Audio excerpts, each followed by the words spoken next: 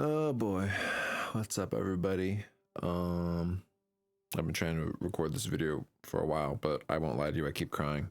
As much of a pussy as that makes me sound. But listen, it's been a super emotional time for me recently with the whole Destiny 2 shutting down. Like, I've been playing this game for since D1, man. Since it came out, since Alpha. Like, it's been a very long time. So this ending is just like a giant chapter of my life getting closed. A lot of memories, a lot of stuff going on, right?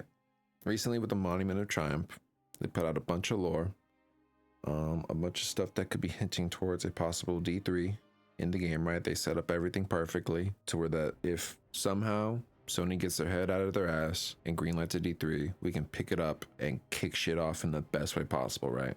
So with that, they released books, Monument of Triumph. So they released Assumption, Chicago, and Meetings with Friends and Foes, Old and New. I still need to read this one. But this one right here is probably the most important, I will say. This is about Chicago and stuff that was happening with the rifts and the DEO. It's very interesting. It's about basically what happened after Lodi and Ikora back then. She was known as Dr. Davis when they got taken by the Nine, and how the DEO responded to that. And it's very interesting. I would recommend reading it. But Assumption is about Lodi. This is when he's a kid with his family at an air show, I believe. This one's very important. This goes over literally introducing the gardener into the main storyline. Like, yes, the gardener, that gardener. I guess I can just click on it and show you real quick. He's 13 in this one. Steals his dad's truck. They run out of gas. They're walking. A silhouette wavers like heat low over the road, only it isn't hot enough for that. The figure swaggers toward us, limping then not. Dread nausea swirls like sick in the back of my throat. Get behind me, Lou, Ben says. Ben's his older brother. He shoves his hand into his pocket and draws his pocket knife. The blade catches the sun and flashes, and then he stops moving, like he freezes. Cold air, like what I imagine the sky to taste like. Acrid coal. I feel a buzzing thing shoot through me, a sunburn from the inside out. My name is Garden and Cradle, and the mass by which all other bodies are measured, and I am your mother. Do not be afraid. Ask me a question before death hastens me from this moment. And I'm assuming Lodi's just screaming because, yeah, that's terrifying. Your brother's frozen and this ethereal woman is just speaking to you, right? Screaming is not a question, dear one. And I'm assuming he asks, is Ben okay? Is he gonna be okay? Ben will be fine. You will not cause him insurmountable pain. One more question. And I'm assuming Lodi asks something along the lines of like, am I gonna be okay? Like, what do I do in life? Like something along the lines of like, what is my destiny? Or like, can you see my destiny? And it responds, no, dear one, I cannot. Blindless is your fate, though you will see into the great beyond. And then it cuts. Lou, oh my God, wake up. Holy mother, wake up. Ben slaps me and I wake up screaming. Ben pulls me into an embrace. I feel his heart beating against mine. He clutches his pocket knife in a trembling fist, blade stabbing toward Assumption. That's the town that they were near. One day I'll understand that his fear was not of the thing we saw, but of what it could have done to me. Was that the devil? Ben whispers. It's all right, Ben, I say. I don't think it was the devil. We part. I don't think it was something holy either. I think it was a third thing. So that is the gardener having an interaction with Lodi as a child. And then this one you find out when he was 20. I don't know if he was drafted or if he signed up. He's in World War II. He gets shot down. He finds Americans. That's great. This one he's in Peenemünde, German Democratic Republic, meeting with, I believe, Soviets, if I'm not mistaken. Talks to a dude, he's looking for a doctor. Doctor's dead, been dead for like, I don't know, almost a decade. The Soviets like, you should leave. Or, okay, go now, why? Helicopters are approaching. He stands with a cigarette on the table. Lodi runs, okay. Pine Ridge Reservation, South Dakota, 1960. He's 35. He's on an aircraft carrier. He meets the director, sends him the director of the DEO, who you learn about in the DEO lore book about what happens after. It goes over this guy and a different guy that's also involved. with what they do with their experiments. So they go down an elevator. Lodi puts on his respirator. There's people moaning in the dark, and there's particles in the air. And then he hears a voice, and it's very familiar. He runs to it, and it's his brother Ben, and he's fused into a wall. His lower half is like on the other side of the wall. He has a saline drip. He's obviously in pain, and he doesn't recognize Lodi because he has a respirator on. And so he's like, "Oh, I'm Agent Yarrow, small world. I have the same last name. Where am I? South Dakota, pretty far from the Pacific. 3 days out from Formosa, going to wallop Mao's boys." And I'm assuming this, I don't know what war that is. I'm assuming it's Mao Zedong. I don't know. Maybe not. I don't know. Ben asks Lodi if he's military, and then Lodi responds he was with the Army Corps, B-17s and F-Finder in Market Garden. And Ben responds with, "My brother died on a B-17. And he says, "I'm sorry to hear that. Does assumption mean anything to you?" And then Ben like goes cold. He's like, "Who are you?"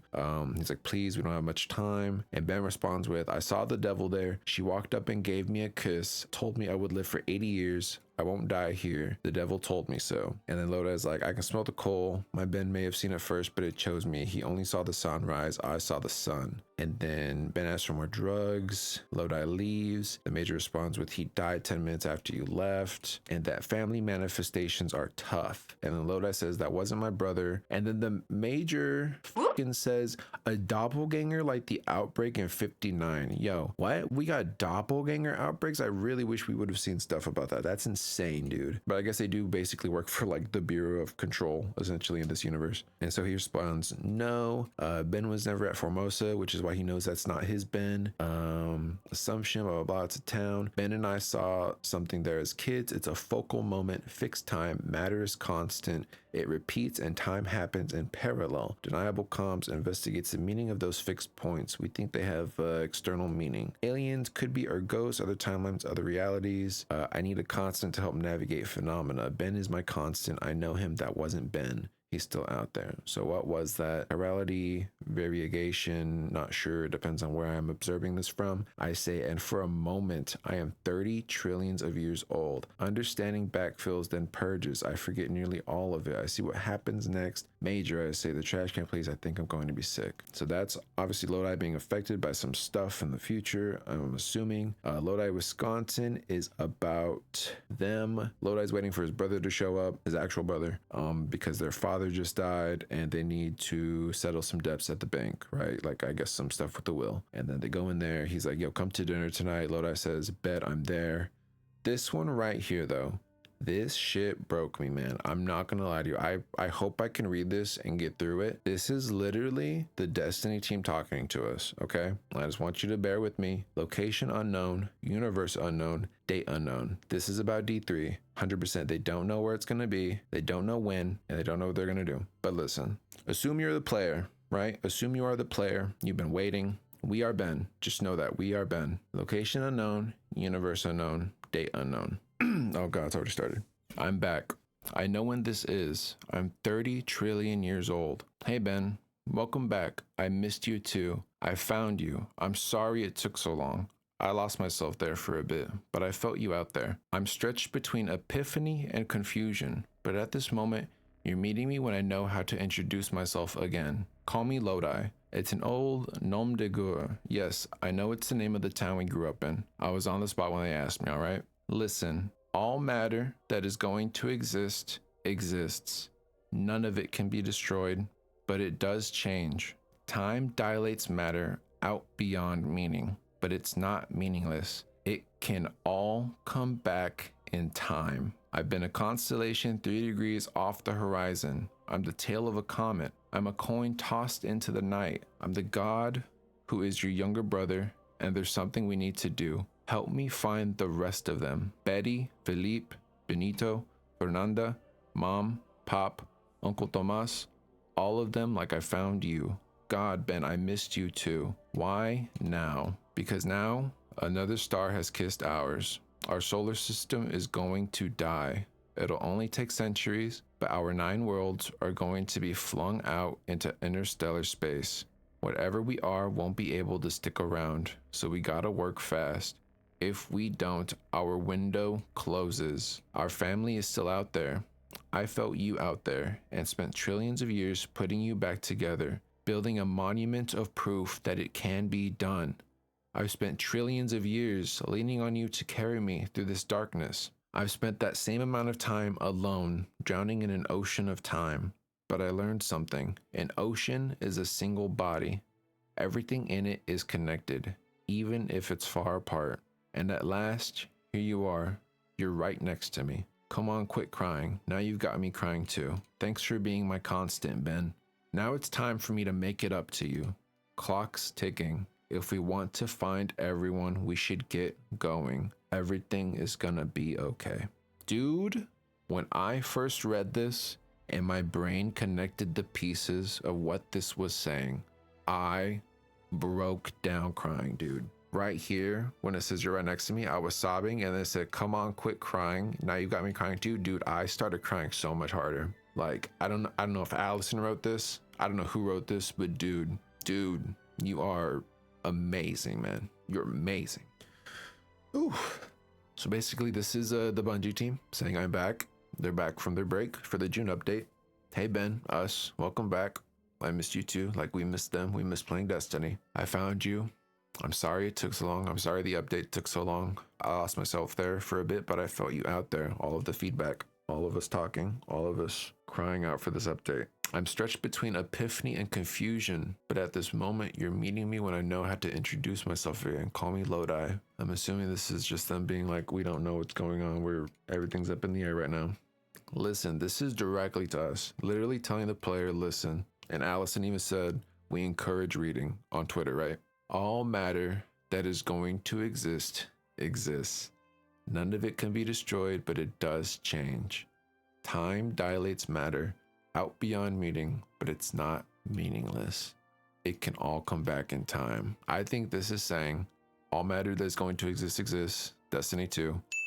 None of it can be destroyed, but it does change. It's not going anywhere, but it will evolve maybe. Or like, you know, it's changed over time. Time dilates matter out beyond meaning, but it's not meaningless. So this right here, I take it as them saying Destiny is probably going to lose traction over time, because obviously if they do greenlight a Destiny 3 isn't even greenlit, and these games take, like, I wouldn't be surprised if it takes 6 to 7 years, right? 6 to 7 years until we get the conclusion of what everything is set up right now, until we get a Destiny 3, like maybe even longer if Sony is still on this fucking marathon train that they're trying to convince and gaslight everybody that is worth getting on when it's not, and they need to fucking stop already, right? So they're saying it's gonna take a while, and Destiny 2, people are probably gonna stop talking about it, but that doesn't make it any less meaningful. It's still meaningful to us regardless of how long it's been. It can all come back in time, and that's what they're trying to say to us, and I love them for it, dude. They say, I've been a constellation 3 degrees off the horizon with the tail of a comet. I'm a coin tossed into the night. I'm the god who is your younger brother, and there's something we need to do. Help me find the rest of them.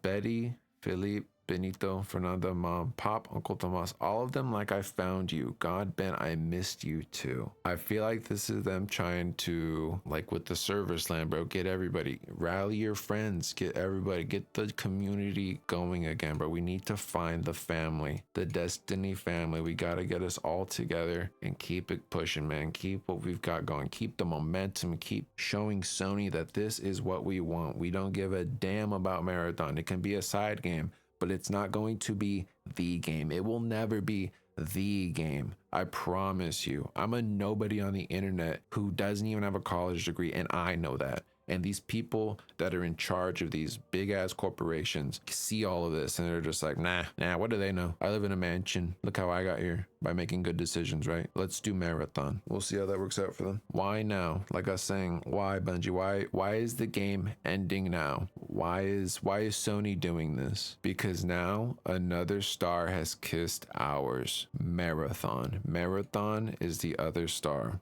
Our solar system is going to die. That is the ending of Destiny, the final life service update. The solar system is the game. It'll only take centuries, but our 9 worlds are going to be flung out into interstellar space. Whatever we are won't be able to stick around, So we gotta work fast. If we don't, our window closes. Our 9 worlds are going to be flung out into interstellar space, meaning just out into the abyss, nothing out there, in limbo, just waiting. Whatever we are won't be able to stick around.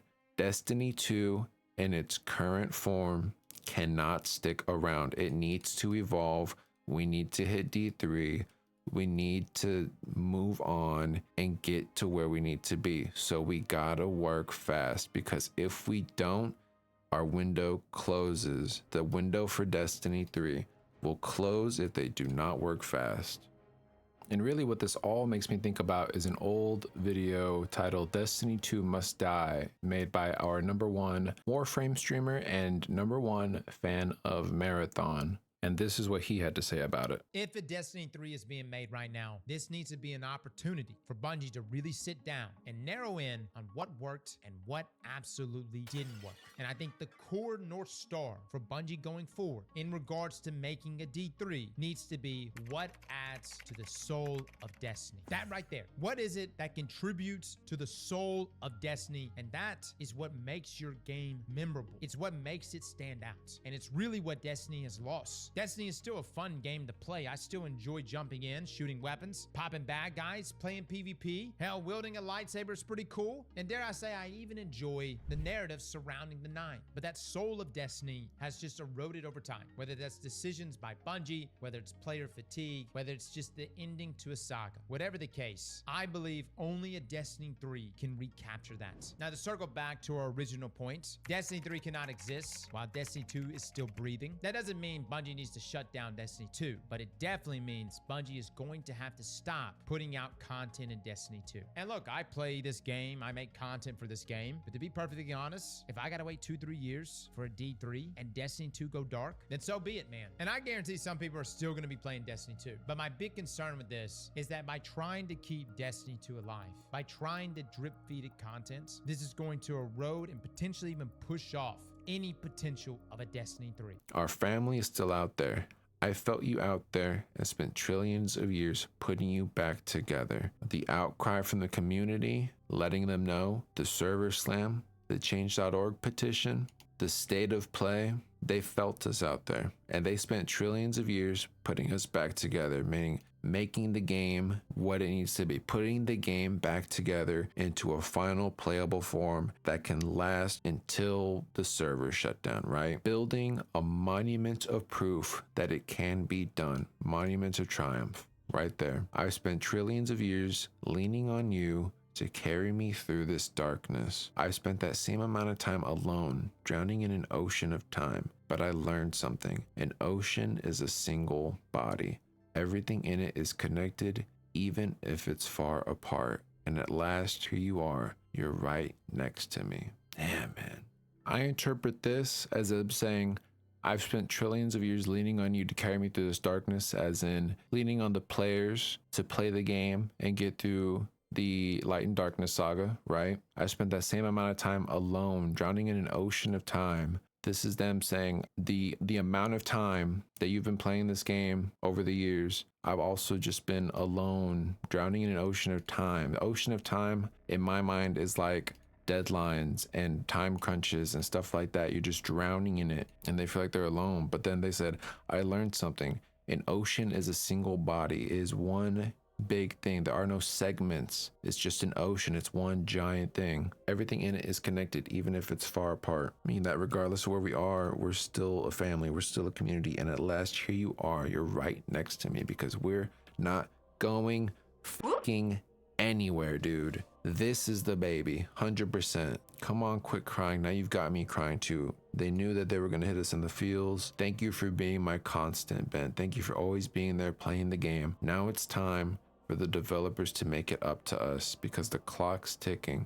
If we want to find everyone, we should get going. Everything is gonna be okay.